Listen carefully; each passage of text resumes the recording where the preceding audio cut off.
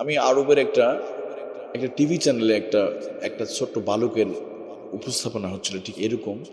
ওই যুবককে জিজ্ঞেস করা হচ্ছিল, আচ্ছা তোমার চোখ নাই, একদম অন্ধ, মানে এখানে মানে ইয়ে করা ছিল, আর চোখ হবে না, সে কোনোদিন পাবে না। কিন্তু বলা হচ্ছিল, যুবক তোমার যে চোখটা নেই, আল্লাহ যদি কোনোদিন চোখ দেয়, তুমি কি চাও এটা? সে বলল, না আমি চাই না, আমি আর চোখ চাই না। আল্লাহ যদি আমার দৃষ্টি ফিরিয়েও দেয়, আমি আর চোখ আল্লাহ কাছে চাবো না। তা আমি ভাবছিলাম ছেলেটা মানে পাগল, পৃথিবীর এত সুন্দর চাকচিক্য তুমি কি দেখতে চাও না? আমি মনে ভাবছিলাম সে পাগল, কিন্তু না, সে আসলে অনেক জ্ঞানী। যখন সে জবাব দিল ওই সাংবাদিকের কথা, সে বলছে, দেখেন আমি চোখ চাই না, আমি হাসরের মাঠে অন্তত আল্লাহকে বলতে পারবো, আল্লাহ দুনিয়ার চোখ ছিল না, পৃথিবী দেখতে পারি নাই, এই চোখের বিনিময়ে, যেহেতু চোখ ছিল না আমার, পৃথিবী দেখতে পারি নাই, এইটার বিনিময়ে তুমি হাসরের মাঠে তুমি আমার একটু শাস্তিটা কমিয়ে দাও আল্লাহ। আমি চোখ দিয়ে হয়তো কিছু দেখতে পারি নাই, কিন্তু এইটার বিনিময়ে আল্লাহ তোমার কাছে আমার একটা চাওয়া, আজকের এই ভয়ঙ্কর বিভীষিকাময় ভয়ঙ্কর শাস্তি থেকে আল্লাহ একটু কি শাস্তিটা কমিয়ে দেওয়া যায় না আল্লাহ? আমি এই ওসিলাটা সেদিন আল্লাহ কাছে আমি তুলে ধরবো, আল্লাহ এই চোখের, যেহেতু চোখ দিয়ে দেখতে পারি না, সুবহানাল্লাহ বলেন। আজ আমরা চোখ দিয়ে কত কিছু করতেছি, একটা চোখ সম্পর্কে যদি আমার রব যদি প্রশ্ন করে, আমি এর জবাব দেওয়া সম্ভব নয়। এই চোখ দিয়ে দেখেন, চোখ থাকার পরে আমরা যে পাপ করতেছি, আর চোখ নাই, এরপরে সে শুকরিয়া আদায় করতেছে, দরকার নাই আমার আর, কারণ এই চোখ দেয়া অধিকাংশ মানুষ বর্তমান সবচেয়ে বেশি আমরা পাপ করতেছি, চোখের গুনাহ। প্রতি সেকেন্ডে আমাদের চোখের গুনাহ হইতেছে। এই জন্য যার চোখ আছে, তাহলে এই চোখের গুনাহ মাফ হয়ে যাবে ঠিক তখন। এই আমি শুরুতে বলেছিলাম, আপনি কোরআনুল কারীম যত পড়বেন চোখের গুনাহ মাফ হয়ে যাবে। এই চোখ দিয়ে যত ভালো কাজ করবেন চোখের গুনাহ মাফ হয়ে যাবে। এই জন্য প্রিয় ভাইয়েরা, যেহেতু এই চোখটাও কবরে চলে যাবে না, মৃত্যুর 24 ঘন্টার ভিতরেই আমাদের হাত পচে যাবে, আমাদের চোখটা পচে যাবে, পেট পচে যাবে। মৃত্যুর পরে দেখবে সব অনেকের পেটটা আগে ফুলে যায়, পেট ফুলে যায় না? যে যত সুদ আর ঘুষের টাকা পেটে ঢুকাবে, তার পেটটা তত ফুলে যাবে। নাউজুবিল্লাহ। এদিকে তো কেউ সুদ খায় না, সুদ নিষিদ্ধ। এদিকে সুদ আছে, সুদ, আস্তাগফিরুল্লাহ বলেন,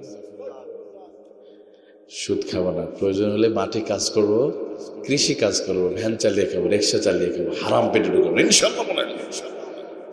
সুদের টাকা নিয়ে পৃথিবীতে কেউ ধনী হতে পারে নাই। আল্লাহ তাআলা আমাদের এই মুখটা পবিত্র রাখছে কি জন্য জানেন? ওই যে মায়ের পেটের ভিতরে আল্লাহ তাআলা একটা চিকন তার দিয়ে স্যালাইনের মতো খাবার সাপ্লাই করছে, আমি কিন্তু মুখটাকে পবিত্র রাখছে, কারণ এই মুখটা আল্লাহ জিকির হবে, সুবহানাল্লাহ বলেন, আল্লাহ প্রশংসা হবে, আল্লাহ তাসবিহ আদায় করবে, এই জবান দিয়ে মানুষকে দিনের কথা বলবে। এই জন্য বান্দা মুখটা তো পবিত্র থাকে। এই জন্য আমার আল্লাহ তাআলা এই মুখের মধ্যে রক্ত কিছু পৌঁছায় নাই, অথচ আপনি হারাম কিছু ঢুকেবেন ভাই না।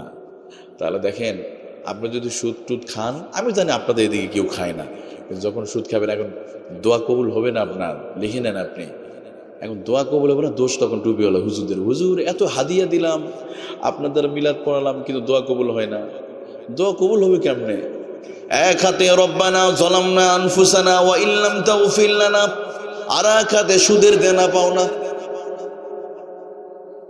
কবুল হবে? দোষ আমাদের, দেন অসুবিধা নেই, যত দোষ পারে না আমাদের, সমস্যা নেই। মানুষ হুজুরদের দোষ দিতে বেশি ভালোবাসে। আচ্ছা, হুজুররা বিদেশে টাকা পাচার করে না, টেন্ডারবাজি নাই, চুরি নাই, বাটপাড়িতে নাই, হুজুররা গরিব মানুষ, মসজিদে ইমামতি করে, মাদ্রাসা চাকরি করে, তাও বেতন প্রায় 2000, বাকি আছে 3 মাস। কয় মাসে? ইমাম সাহেব মসজিদে চাকরি, খতিব সাহেব হুজুরকে দেয় 3000, তাও আবার 36 রকম কথা শুনতে হয়। আছে না এরকম? আসলে না, এদিকে তো নাই এরকম। দোয়া কবুল হবে কেমনে? এক হাতে রব্বানা যালামনা আনফুসানা ওয়া ইল্লাম তাগফির লানা, আর এক হাতে যৌতুকের মোটরসাইকেল, কবুল হবে? এদিকে তো যৌতুক নাই, এদিকে যৌতুক আছে? কি বলেন? আমি কিন্তু আপনার অনেক ভালো মানুষ, মুরাদনগরের মানুষ, ব্রাহ্মণবাড়িয়া পাশে এই এলাকার মানুষ, অনেক ভালো মানুষ, যৌতুকও নেয় না। আমরা যৌতুক নিব না ইনশাল্লাহ বলেন। যৌতুক নিবেন, যৌতুকের টাকায় টুপি কিনবেন না, নামাজ নামাজ রোজা হবে? এই যে যৌতুক নিব না, দিব না ইনশাল্লাহ বলেন না, একটু সাহস করতে হবে। যৌতুক দিব না, নিব না। দোয়া কবুল হবে কেমনে? এক হাতে রব্বানা যালামনা, আর এক হাতে অন্যের জমি দখল করছে। অনেকে দেখবেন মাঠে ওই যে জমির আইল কি বলে এদিকে, আইল কোদাল দিয়ে আইল সাইজ করে আসছে, কেটে কেটে চিকুট করছে। মসজিদে এসে বলতে কাতার সোজা করো, ওখানে আল সোজা করে এসে এখানে কাতার সোজা। আল্লাহ বলে বাটপার তুই কবরে আয়, তোর জাত মতো সাইজ করে না। প্রিয় ভাইরা, 7 তবক জমিন তাকে বেরি পড়ানো। যদি কেউ মান আখাযা শিবরাম মিনাল আরদি যুলমা, প্রিয় নবীজি বলছেন কেউ যদি সামান্য 1 বিঘা আধা হাত জমি যদি দখল করে অবৈধভাবে, 7 তবক জমিনটা গলার মধ্যে বেরি পড়ায় দেবে। আর একটু আস্তে বলেন। তাহলে এই জন্য আমরা প্রয়োজন নাই, প্রয়োজনে মাজলুম হবো, আমি জালেম হব না। আপনার জায়গা দখল করছে, করুন না, চুপ করেন, কোনো প্রোটেস্ট করার দরকার নাই। আপনি চোখে দেখবেন আগামী 5-10 বছরের ওই লোকটা কিভাবে পতন হয়। মারামারি কইরা দখল করে কোনো লাভ হবে না ভাই। অনেকেই দেখা যায় লাঠিয়াল, দরকার নাই। আপনি মাজলুম হন, আপনার জায়গা দখল করছে, দেখবেন আল্লাহ তার পিছনের দিক দিয়ে আরো শত শত টাকা আল্লাহ নিয়ে নেবে। হঠাৎ করে ছেলেটা অ্যাক্সিডেন্ট করছে, উনি জমি দখল করছে 10,000 টাকা, আর একদিকে চলে গেছে 1 লক্ষ টাকা। লাভ হলো কি ভাই?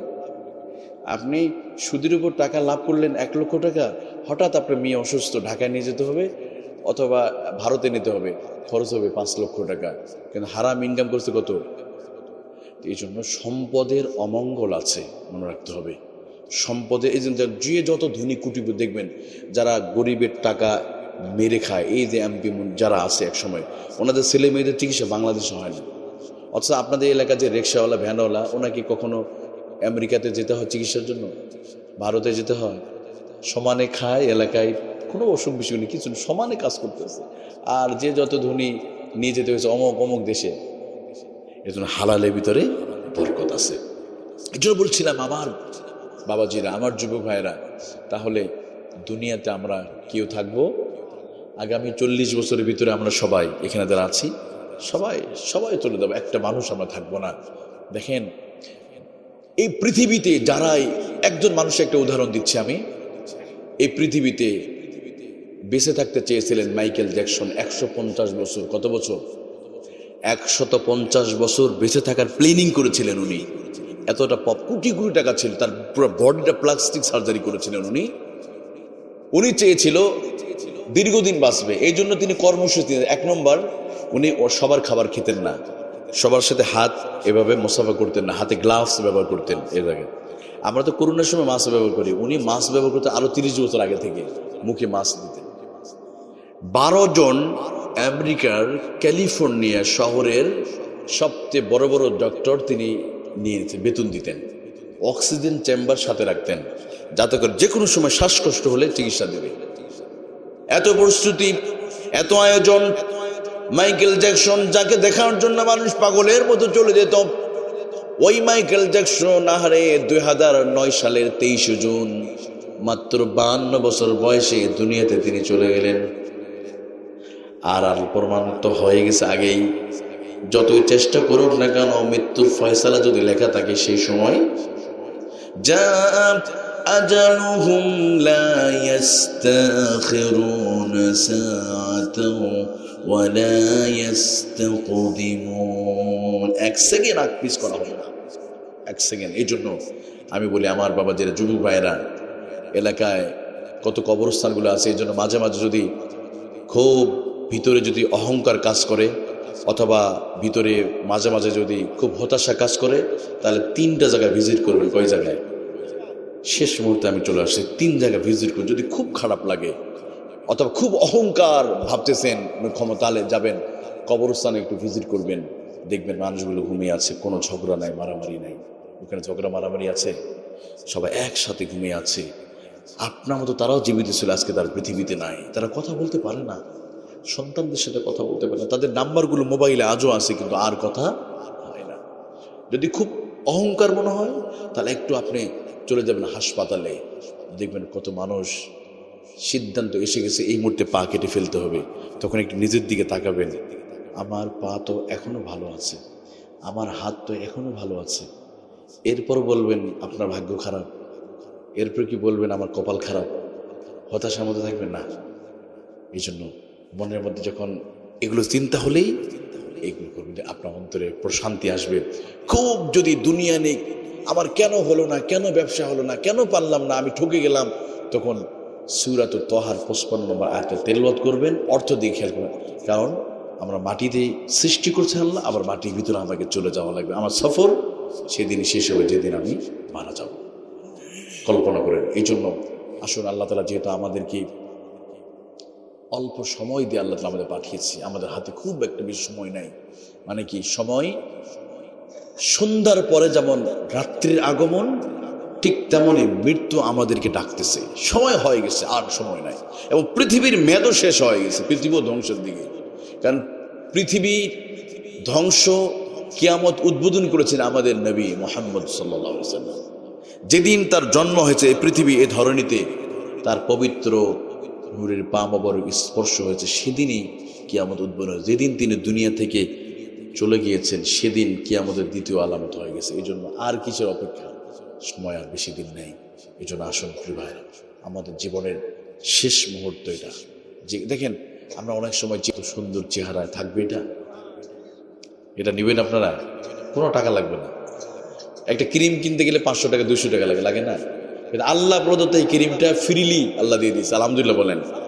দুনিয়া আখেরাতে নূর চমকাবে, চেহারা নুরানি হয়ে যাবে, সুবহানাল্লাহ বলেন না? এটা শুনবেন আপনারা। সেটা হলো, আমার মা বোনেরাও শুনবেন, আপনারাও শুনবেন। সেটা হলো অজুর পানি নামক ক্রিম, ফেস ওয়াশ। সুবহানাল্লাহ। এই যে পানি আছে না, ওই পানিটা উজু করলে এই যে উজুর পানিটা হবে, এই পানিটা পৃথিবীর সবচেয়ে দামি ফেস ওয়াশ। আমি বলি নাই, প্রিয় নবীজি বলেন, তাবলুগুল হালিয়াতা মিনাল মুমিন গুররাম মুহাজ্জালিনা মিন আসারিল ওযু। ওযুর পানি শরীরে যে জায়গাগুলো স্পর্শ হবে, এই জায়গাগুলো আলোকিত হয়ে যাবে। গুররাম মুহাজ্জালিনা মিন আসারিল ওযু।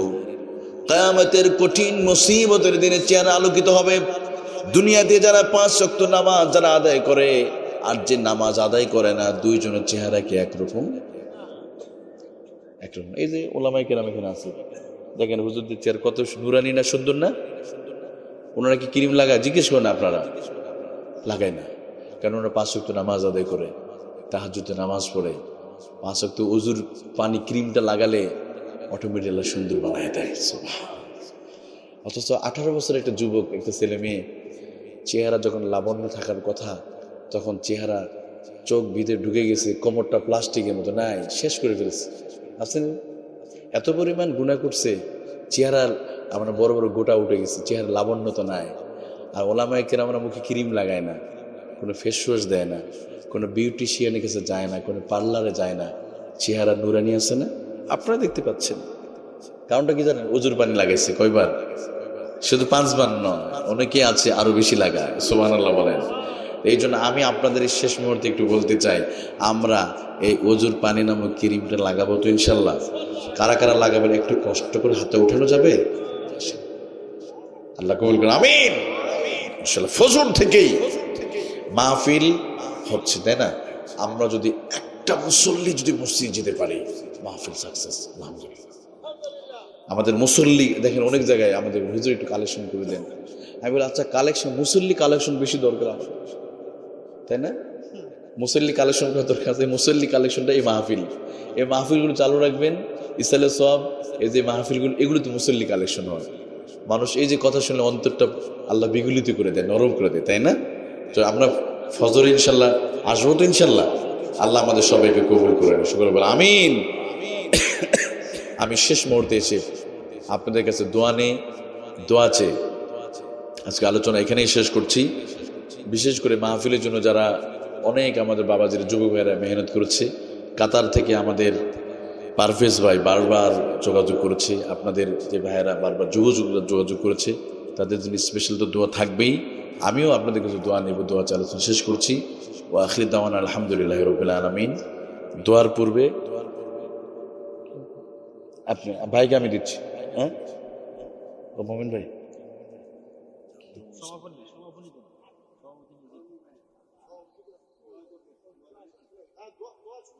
দেখুন, আচ্ছা এর আগে আমাদের ভাই, আচ্ছা বলেন শুনুন। আচ্ছা তা আপনি ভাই একটু মিলাদ করে নেই, দোয়ার আপনাকে দায়িত্ব দিন। ও এই ভাইয়ের না, हजरत बीबी आमिना